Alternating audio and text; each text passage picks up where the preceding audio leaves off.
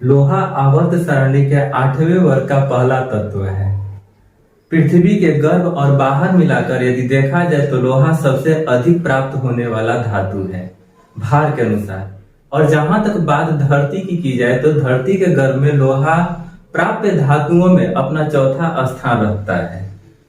लोह युग में कभी उल्काओं से प्राप्त लोहा आभूषणों की शोभा बढ़ाता था, लेकिन धीरे धीरे लोहा जब अयस्कों से प्राप्त किया जाने लगा तो ये आभूषण तो नहीं लेकिन द्वार की शोभा बढ़ाने में सक्षम हुआ है। तो बच्चों, आज हम लोग सीखेंगे लोहे का निष्कर्षण। देखिए यहाँ पर जैसे आयरन लोहा के अयस्क का जिक्र किया गया है, जहाँ 4 अयस्क का यहाँ पर 4 अयस्कों के बारे में बताया गया है। पहला है मैग्नेटाइट जिसका सूत्र है Fe3O4, दूसरा है हेमेटाइट जिसका सूत्र है Fe2O3 और तीसरा है लाइमोनाइट जिसका सूत्र है Fe2O3.3H2O और चौथा है सीडेराइट जिसका सूत्र है Fe2CO3। यहाँ पर जो मैग्नेटाइट है इसको लोड स्टोन के नाम से भी जाना जाता है और जो हेमेटाइट है इसमें लोहा की प्रचुरता के कारण हम लोहे का निष्कर्षण हेमेटाइट से करते हैं, अर्थात उद्योग धंधों में हेमेटाइट का ही यूज किया जाता है। तो हम लोग हेमेटाइट को देखते हुए आगे बढ़ेंगे, अर्थात हेमेटाइट से लोहे का निष्कर्षण करेंगे। तो बच्चों, हेमाटाइट से Fe धातु का निष्कर्षण के क्रम में हम देखेंगे सबसे पहले क्या करेंगे। सबसे पहले हम सांद्रण करेंगे, सांद्रण के बाद निस्तापन और भर्जन करेंगे और निस्तापन और भर्जन के बाद प्रज्वलन करेंगे।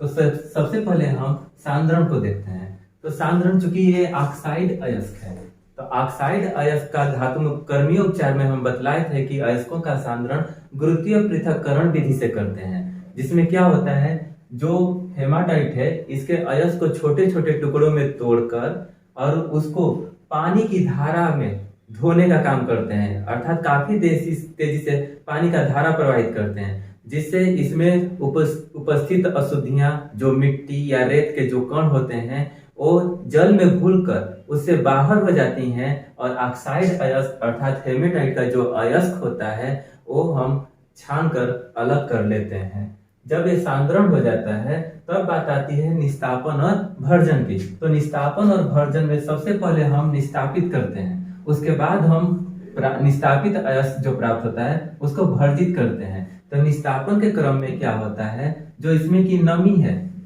नमी और कार्बन डाइऑक्साइड गैस ये दोनों रिमूव हो जाता है, इसमें से खत्म हो जाता है। अब बच गया निस्तापित अयस्क, तो इसका आप भर्जन करेंगे अर्थात रोस्टिंग करेंगे। तो भर्जन की क्रिया में क्या होता है, इसमें कई काम होता है।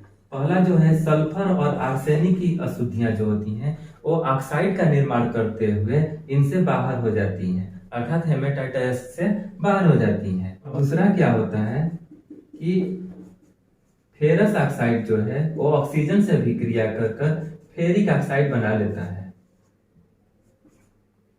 अर्थात जो फेरस ऑक्साइड है वो फेरिक ऑक्साइड में बदल जाता है। और तीसरा क्या होता है कि प्राप्त अयस्क सरंध्री हो जाता है, सरंध्री हो जाता है। यहाँ से जो हमें फेरिक ऑक्साइड मिला है इसका अब हम प्रज्वलन करेंगे। प्रज्वलन, तो प्रज्वलन में क्या होता है, प्रज्वलन को जैसा कि इंग्लिश में बोलते हैं स्मेल्टिंग। स्मेल्टिंग का मतलब होता है गलाना। स्मेल्टिंग की क्रिया हम वात्या भट्ठी में करते हैं। किस भट्ठी में, वात्या भट्ठी में करते हैं। वात्या भट्ठी स्टील का बना होता है और इसका जो अंदर वाला दीवार होता है वो अग्निशर ईंटों से बना होता है, जैसा कि स्ट्रक्चर में आपको दिखाया गया है। इसको ध्यान से देखिएगा, सारा काम इसी में किया जाता है। तो जो हमें सांद्रित अयस्क प्राप्त है हेमाटाइट, हेमाटाइट को कोक के साथ मिलाकर और उसमें चूना पत्थर लेकर एक कोन की व्यवस्था से हम इसमें ऊपर से गिराते हैं, ऊपर से हम गिराते हैं।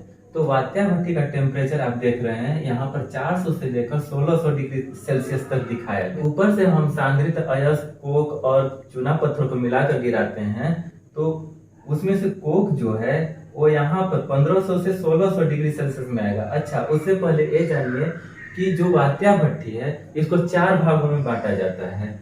एक 1500 से 1600 डिग्री सेल्सियस टेम्परेचर वाला क्षेत्र है, एक 1200 से 1300 वाला है, एक है 800 से लेकर 1000 और एक है 400 से लेकर 700। तो जो 400 से 700 डिग्री सेल्सियस वाला जो क्षेत्र होता है उसको अपचयन क्षेत्र बोलते हैं, अपचयन क्षेत्र, ठीक है। और जो 800 से 1000 वाला क्षेत्र है इसको बोलते हैं धातुमल क्षेत्र। जो 1200 से 1300 वाला क्षेत्र है इसको बोलते हैं गलन क्षेत्र, गलन क्षेत्र। और लास्ट में जो बचा 1500 से 1600 डिग्री सेल्सियस वाला जो क्षेत्र बचा इसको बोलते हैं द्रवण क्षेत्र। तो एक एक क्षेत्र में जो घटनाएं घटेंगी उसको हम लोग देखेंगे। तो सबसे पहले जब हम ऊपर से सांद्रित अयस्क कोक और चूना पत्थर को डालते हैं इसमें, जब यहाँ पर कोक आता है तो कोक देखिए यहाँ पे, यानी इसके किस क्षेत्र में है, द्रवण क्षेत्र में है। यहाँ पर कोक ऑक्सीजन से अभिक्रिया करता है, ऑक्सीजन कैसा है, गर्म है, और ऊपर से 1600 डिग्री सेल्सियस ताप होता है। तो 1600 डिग्री सेल्सियस पर ताप पर गर्म होकर कोक कार्बन डाइऑक्साइड गैस बनाता है। और चूंकि कार्बन डाइऑक्साइड गैस है तो गैस का क्वालिटी है कि ऊपर जाएगा।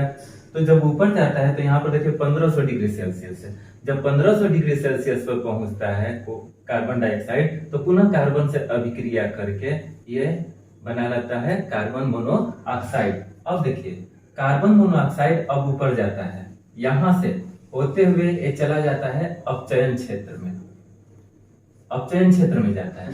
तो अपचयन क्षेत्र का देखिए टेम्परेचर 400 से 700 डिग्री सेल्सियस है।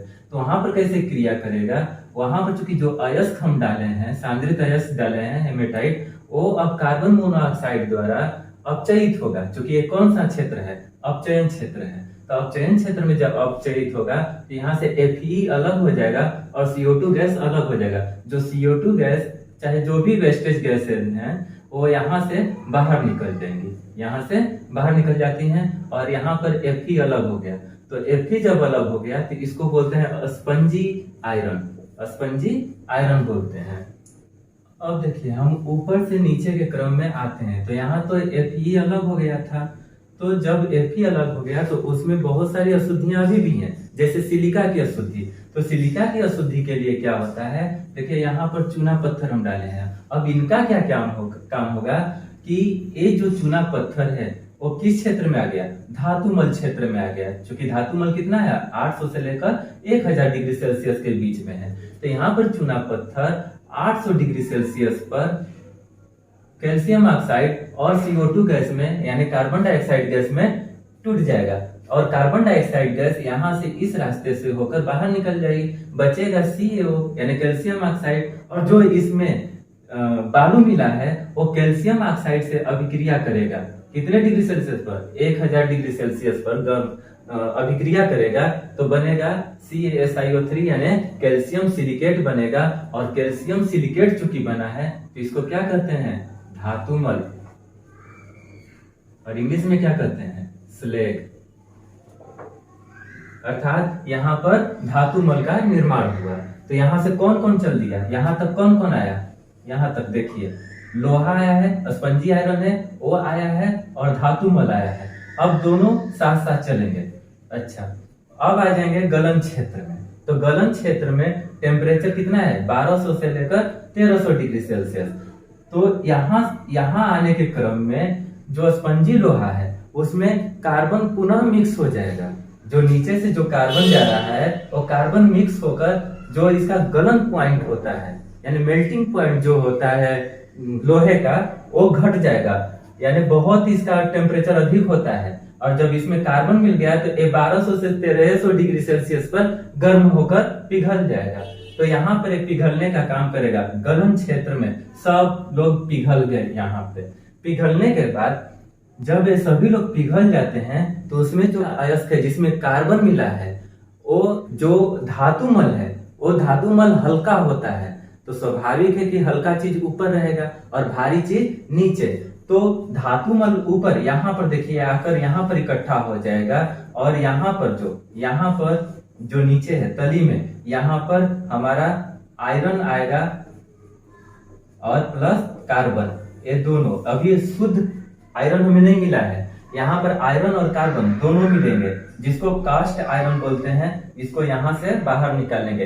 लेकिन धातु मल यहाँ पर ऊपर तैरता रहेगा, जिसको हम इस निकास नली से बाहर निकाल लेते हैं। इतना ध्यान दीजिएगा, ये धातु मल है लेकिन ये आयरन के लिए रामबाण का काम कर रहा है, क्योंकि यहाँ से जितनी भी अशुद्धियां अब आती हैं वो धातु मल उनको ऊपर ही रोक लेता है, उनको अब आयरन से मिलने नहीं देता है। तो आयरन को जो कार्बन के साथ मिक्स है, क्योंकि कार्बन को रोक नहीं पाता है बेचारा, तो जो आयरन है वो कार्बन जो है उसको यहाँ से निकाल लेते हैं और जो धातु मल है उसको यहाँ से निकालकर बाहर कर देते हैं। अभी ये आयरन शुद्ध नहीं है, तो आयरन जो कार्बन के साथ जो मिक्स है ये तो शुद्ध है नहीं, तो इसको बोलते हैं कच्चा लोहा। क्या बोलते हैं? कच्चा लोहा इसको बोलते हैं। तो कच्चा लोहा में अब देखिए 93% Fe होता है, यानी लोहा 93% होता है, और 3 से 4.5% तक इसमें कार्बन होता है, और जो बाकी बचा वो सिलिकॉन हो गया, फास्फोरस हो गया, मैग्नीज हो गया, इत्यादि की अशुद्धियां इसमें होती हैं, जिनको हम बाद में यदि इससे परिष्कृत करते हैं तो हमें ढलवा लोहा प्राप्त होता है। ढलवा लोहा प्राप्त होता है। तो अब इसको हटा दे रहे हैं। हटाने के बाद देखेंगे कि और कितने लोहे के प्रकार होते हैं जो काफी उपयोगी होते हैं, तो उनको देखते हैं। कार्बन के आधार पर आयरन को 3 रूपों में देखा जाता है, यानी 3 वर्गों में बांटा गया है। पहला है ढलवा लोहा, दूसरा पिटवा लोहा और तीसरा है इस्पात। तो जो ढलवा लोहा है, आप लोग देखे होंगे कि हम लोग यहाँ जो कबाड़ वाले हैं जो लोहा खरीदते हैं, वो लोहा आखिर जाता कहाँ है? तो वो ढलवा लोहा के निर्माण के लिए वो फैक्ट्रियों तक पहुंचाने का काम करते हैं। कौन? कबाड़ वाले। तो कबाड़ वाले जो लोहा बेचते हैं, वो लोहा जो कच्चा लोहा हमें प्राप्त है उसमें मिक्स करके कोक के साथ क्यूपोला भट्टी में उसको गर्म करते हैं। जब क्यूपोला भट्टी में गर्म करते हैं तो उसमें अब लोहा 93 से 94% और कार्बन जो है वो 2 से 4% रह जाता है, और बाकी सब अशुद्धियां जैसे सिलिकॉन की, फास्फोरस की, सल्फर की, मैग्नीज की अशुद्धियां उसमें अभी भी रहती हैं। फिर आता है पिटवा लोहा। पिटवा लोहा में भी वो पिटवा लोहा ढलवा लोहा से प्राप्त करते हैं। देखिए ढलवा लोहा कच्चा लोहा से प्राप्त किए, कौन? कच्चा लोहा से ढलवा लोहा, ढलवा लोहा से पिटवा लोहा, अब पिटवा लोहा से क्या प्राप्त करेंगे? इस्पात। पिटवा लोहा में जो Fe है वो 98 से 99.9% तक होता है, और कार्बन मात्र 0.1 से 0.25% होता है, और शेष वही जो अशुद्धियां ऊपर थी वो इनमें भी रहती हैं। सिलिकॉन, फास्फोरस, सल्फर और मैग्नीज की अशुद्धियां होती हैं। लेकिन जब इस्पात की बात करते हैं तो इस्पात में लोहा देखिए आयरन 98 से 99.8% और कार्बन 0.25 से 1.5% होता है। इसमें अशुद्धियां जैसे सिलिकॉन, फास्फोरस, सल्फर, मैग्नीज की जो अशुद्धियां और सब में थी, इनमें से वो हट जाती हैं, जिसे हम इस्पात कहते हैं, यानी उसको परिष्कृत कर लिया जाता है। अब देखिए इस प्रकार आयरन का निष्कर्षण हम देख लिए। किस अयस्क से? तो हेमेटाइट अयस्क से हम लोग लोहे का निष्कर्षण किए। अब अगले टॉपिक अगले वीडियो में फिर मिलेंगे।